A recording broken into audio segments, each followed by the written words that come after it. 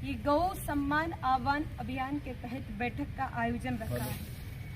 ये आयोजन इसलिए रखना पड़ा है क्योंकि आज सब लोगों को सब कुछ मिल रहा है, केवल गौ माता को छोड़कर। झालावाड़ जिले के पचपहाड़ कस्बे में गुरुवार को गौ सेवा सम्मान के संबंध में एक बैठक आयोजित की गई। बैठक का आयोजन पचपहाड़ के गणेश बाग में किया गया, जिसमें गौ सेवा सम्मान आह्वान पर चर्चा की गई। बैठक को गौ सेवा सम्मान के अभियान में सम्मिलित साध्वी ने संबोधित कर राष्ट्र में गौ माता सम्मान में अधिक से अधिक संख्या में आगे आने का जनता से अनुरोध किया। साध्वी ने अपने उद्बोधन में इस अभियान को आम जनता का अभियान बताया। उन्होंने कहा कि इस अभियान में आम जन ही नेतृत्व करेगा। सारी गौ माताएं खत्म हो गई। जिस देश की धरती पर गौ माता की दूध दही की नदियां बहा करती थी, आज उस देश के लोगों को खाने पीने के लिए दूध नहीं मिल रहा। क्यों? क्योंकि आए दिन गौ माता की तस्करी हो रही है, आए दिन गौ माता की हत्या हो रही है, जिस कारण से गौवंश खत्म सा हो रहा है। किसान ने घरों से निकाल दिया है, खेत वाले डंडे मारते हैं, रोड पर आती तो एक्सीडेंट हो जाते हैं। ऐसी अवस्था में फिर गौ माता इधर उधर भटकती है और कुछ थोड़ी बहुत बच जाती है जो लोगों के डंडे खाती फिरती है। तो जब विचार किया, बहुत मंथन किया कि गौ माता के लिए क्या किया जाए, पहले से वैसे साधु संतों ने काफी प्रयास किए कि कुछ ना कुछ अच्छा सार निकले जिससे सरकार गौ माता की हत्या पर रोक लगाए या गौ माता के लिए कोई कानून बनाए। लेकिन इतने सालों को देखते देखते हो गई, पर कोई अभी तक कानून गौ माता के लिए नहीं बना है। स्थितियां ये है कि अपना तो फिर भी भाग्य है कि अपने इस धरती पर हम जिस जगह बैठे हैं, यहाँ तो फिर भी गौ माता को मानने वाले कुछ लोग हैं।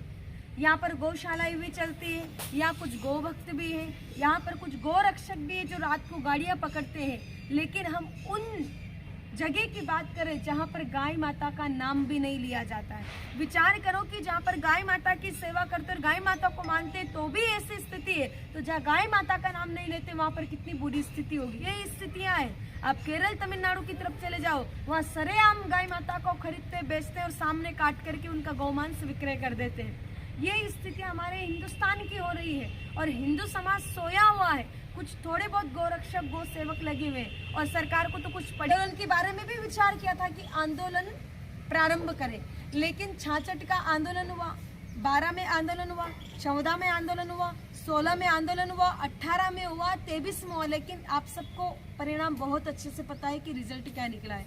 जबकि 66 वाले आंदोलन में संख्या भी साथ में थी, फिर भी गौ माता को बचा नहीं पाए, हत्या पर कानून नहीं लगा सकी सरकार।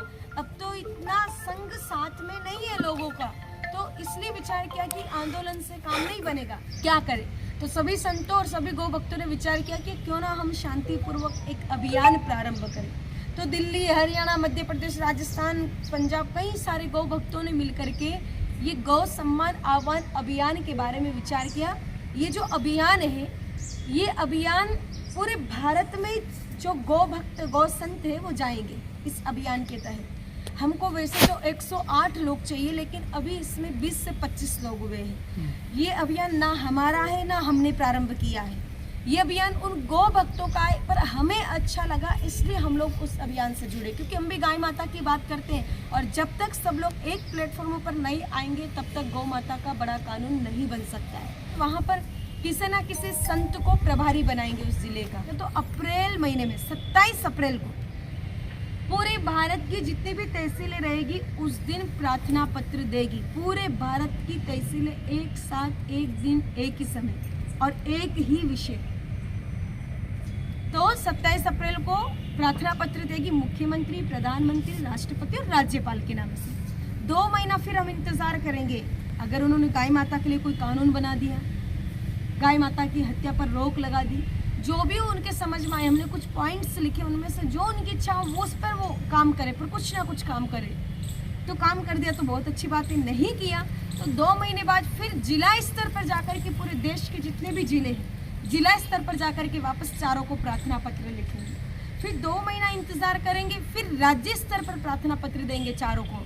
फिर 26 जनवरी 2026 को, 27 को अगर कोई अच्छी सूचना आ गई सरकार की तरफ से तो हम सब गौ भक्त जाकर के सरकार को धन्यवाद देंगे, और नहीं आई तो फिर देश के जितने भी जिले, प्रत्येक जिले से कम 200, 300, 400 लोग जाएं कम से कम 7-8 जिले से 7 दिन के लिए दिल्ली बैठेंगे। वहाँ पर कोई भाषणबाजी नहीं करेंगे, कोई मंच नहीं, कुछ भी नहीं, सिर्फ कीर्तन करेंगे और रोज चिट्ठियाँ लिखेंगे। लगभग बस रोज ये क्रम चालू रहेगा 15 अगस्त 2027 तक। तो फिर जितने भी गौ संत और गौ रक्षक हैं वो लोग अनशन पर बैठेंगे कि सरकार कुछ करे।